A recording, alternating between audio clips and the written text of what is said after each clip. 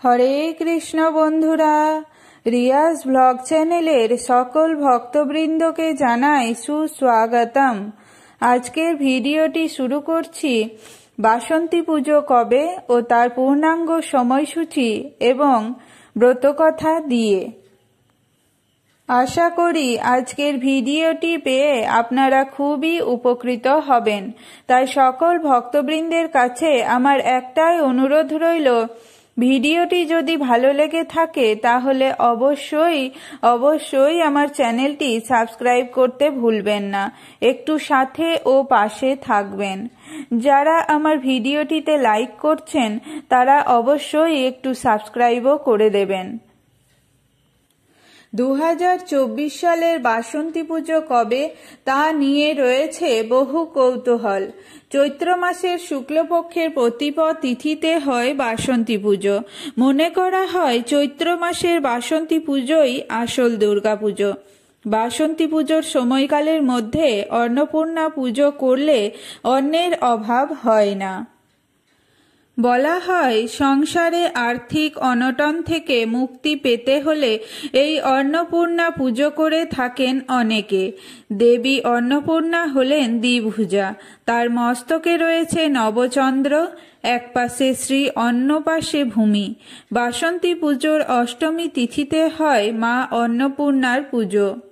March মাসে মহাশিবরাত্রি ও তারপর দোল পূর্ণিমা পালনের পর এপ্রিল মাসের শুরুতেই পালিত হবে বাসন্তী পুজো। অবাঙালি সম্প্রদায়ের কাছে এটি চৈত্র নবরাত্রি নামেও পরিচিত। 9 রাত ধরে দেবী দুর্গার 9 রূপের আরাধনা করা হয়। বাসন্তী পুজোই হল বাঙালির আসল দুর্গাপুজো। পরে শরৎকালে শারদীয়া নবরাত্রির সময় রামচন্দ্রের অকাল বোধন মেনে দুর্গাপুজোর প্রচলন হয়। সাধারণত চৈত্র মাসের শুক্লপক্ষের প্রতিপদ তিথিতে বাসন্তী পুজো করা হয়। এবছর বাসন্তী পুজো পালিত হবে বৈশাখ মাসে। বসন্ত ঋতুতে মাতৃকা দেবীর আরাধনায় বাসন্তী পুজো। চৈত্র মাসে বসন্তকালে এই পুজো করা হয় বলে একে বাসন্তী পুজো বলা হয়। আদিতে এটাই ছিল দুর্গোৎসব।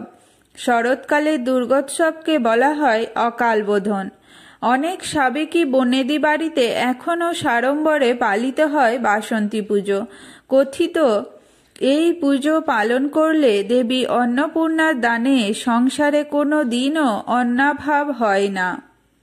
এছাড়া বসন্তকালের এই দুর্গাপূজা হয়ে থাকে বলে বাসন্তী দুর্গাপূজাও বলা হয়।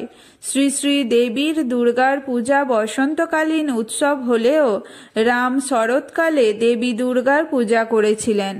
এই পূজা সাধারণত অকালবোধন নামে পরিচিত। তাই বাসন্তী দুর্গাপূজা এখনও প্রচলিত থাকলেও শারদীয়া দুর্গাপূজাই মহা সমারোহে পালিত হয়। দুর্গাপূজা বা দুর্গোৎসব সনাতনী হিন্দু সম্প্রদায়ের দেবী দুর্গাকে কেন্দ্র করে প্রচলিত এক বৃহৎ উৎসব। এই দুর্গাপূজা সমগ্র হিন্দু সমাজেরই প্রচলিত উৎসব। তবে বাঙালি হিন্দু সমাজে এটি অন্যতম বিশেষ ধর্মীয় ও প্রধান সামাজিক উৎসব। আশ্বিন বা চৈত্র মাসের শুক্লপক্ষে দুর্গাপূজা করা হয়। আশ্বিন মাসের দুর্গাপূজা শারদীয়া দুর্গাপূজা এবং চৈত্র মাসের দুর্গাপূজা বাসন্তী দুর্গাপূজা নামে পরিচিত। শারদীয়া দুর্গাপূজার জনপ্রিয়তা বেশি। বাসন্তী দুর্গাপূজা মূলত কয়েকটি পরিবারের মধ্যেই সীমাবদ্ধ। এবার জেনে নেওয়া যাক দেবীর আগমন কিসে। দুর্গাপুজোর সময় প্রতি বছর দেবীর বিভিন্ন বাহনে আগমন ও গমন হয়। দেবীর আসা ও যাওয়ার বাহনের উপর নির্ভর করে গোটা বছর কেমন কাটতে চলেছে মর্ত্যবাসীর। দেবী দুর্গা কোনো বছর ঘোড়া, কোনো বছর হাতি, আবার কোনো বছর নৌকায় আসেন। এবছর দেবীর আগমন হচ্ছে গজে। এর ফলস্বরূপ হচ্ছে শস্যপূর্ণা বসুন্ধরা এবং গমন হচ্ছে দোলায়।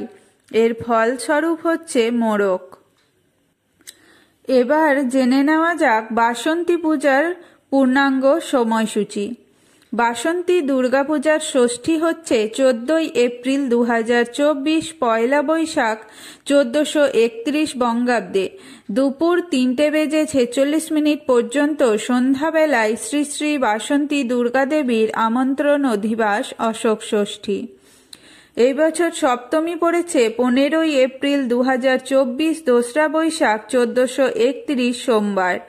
সপ্তমী তিথি শুরু হবে 14 এপ্রিল 2024 পয়লা বৈশাখ 1431 রবিবার দুপুর 3:46 থেকে। তিথি সমাপ্ত হবে 15 এপ্রিল 2024 দোসরা বৈশাখ 1431 সোমবার দুপুর 3:52। আর অষ্টমী তিথি পড়েছে 16 এপ্রিল 2024 তেসরা বৈশাখ 1431 মঙ্গলবার। অষ্টমী তিথি শুরু হবে 15 এপ্রিল 2024 দোসরা বৈশাখ 1431 সোমবার দুপুর 3:52 থেকে। অষ্টমী তিথি সমাপ্ত হবে 16 এপ্রিল 2024 তেসরা বৈশাখ 1431 মঙ্গলবার বিকেল 4:28 মধ্যে। নবমী তিথি পড়েছে 17 এপ্রিল 2024 4 বৈশাখ 1431 বুধবার।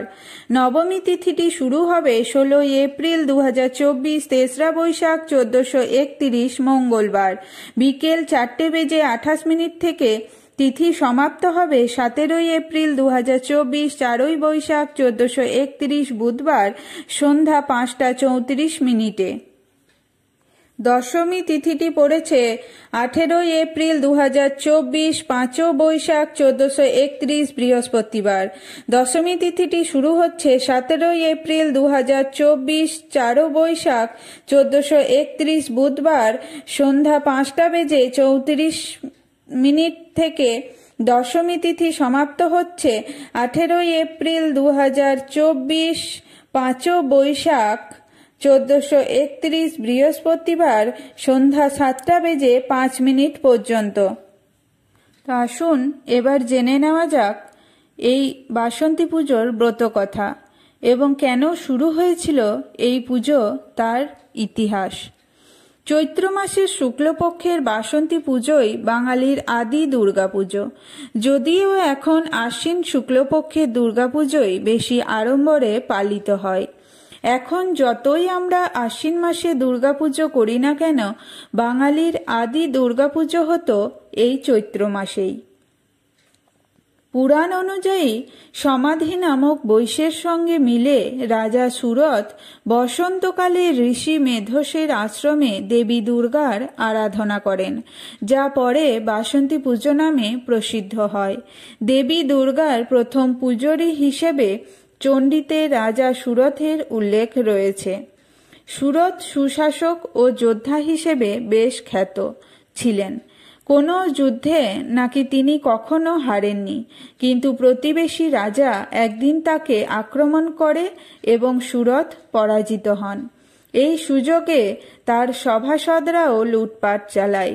কাছের মানুষের এমন আচরণে স্তম্ভিত হয়ে যান সুরথ। বনে ঘুরতে ঘুরতে তিনি মেধা আশ্রমে পৌঁছান। ঋষি তাকে সেখানেই থাকতে বলেন, কিন্তু রাজা শান্তি পান না। এর মধ্যে একদিন তার সমাধির সঙ্গে দেখা হয়। তিনি জানতে পারেন সমাধিকেও তার স্ত্রী এবং ছেলে বাড়ি থেকে তাড়িয়ে দিয়েছে।